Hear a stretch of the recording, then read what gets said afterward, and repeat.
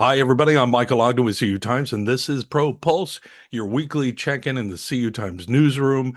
What we're publishing, what we're working on, what we're thinking about, what you should maybe be paying attention to. We are in the middle of a very hot summer, but the newsroom is not slowing down. I want to show you a few things here. Let me see if I can share my screen.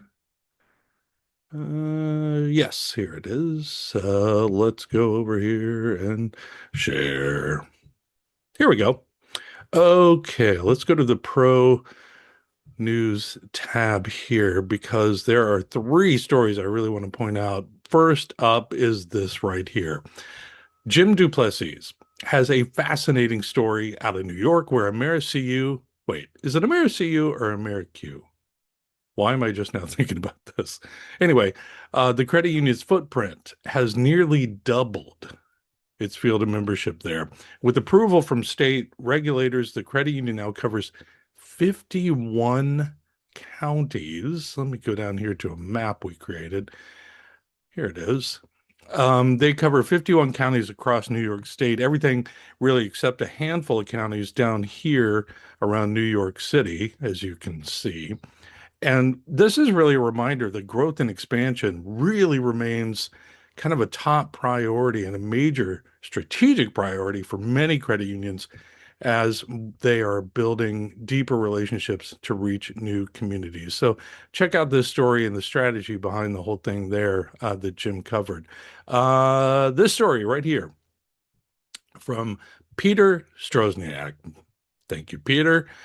It's a story he has been following for a long time, and Peter really has some outstanding cybersecurity and fraud coverage that he does constantly. So we love him for that. And he follows this story where two men that were tied to a nationwide ATM jackpotting scheme.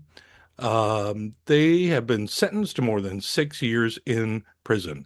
Now, this case ultimately, and you can read all of Peter's coverage on this, but ultimately officials uncovered a very sophisticated criminal network tied to South America, I believe. Yeah, Tren de Aragua is the group that's called.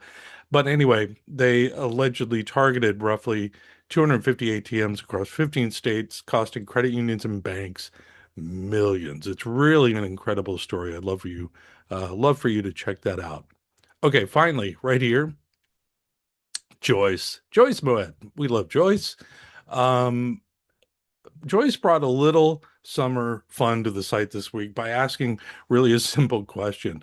Which credit unions are headquartered in America's hottest cities? That's why I'm wearing my Sriracha t-shirt right now. From Desert Financial in Phoenix to Security Service in San Antonio, it's really a great look at some familiar names operating under some very unfamiliar temperatures. Nice work, Joyce. So yeah, read this story. You can take a look at it there. Let me stop sharing. Okay, I'm back. What we're working on. Wanted to point this out. The newsroom continues to track a number of developments happening in Washington, D.C. Specifically, tomorrow, one thing that we're following, it's expected that the Senate Banking Committee will consider the nomination of a number of people, including John Cruz, to become the next NCUA board member and most likely chair. If they don't do it tomorrow, the Senate's going on their August break very soon, so they might not get to it until after that break. So hopefully they get that done tomorrow. Also, keep an eye on the True Stage cybersecurity story that we're continuing to follow there. And finally, really, I want to thank you all personally for supporting CU Times and CU Times Pro, whether you're reading our stories, listening to the podcast, joining our live roundtable discussions, which I have one tomorrow. I hope you'll join. We are just really, really grateful that you are part of this growing community. Thank you so much. Okay, gotta get back to the newsroom. I'm seeing on my calendar I have a podcast to do, so I will get to that. Right now, I want to thank you for watching. Have a great week. Take care of each other. I'll see you later.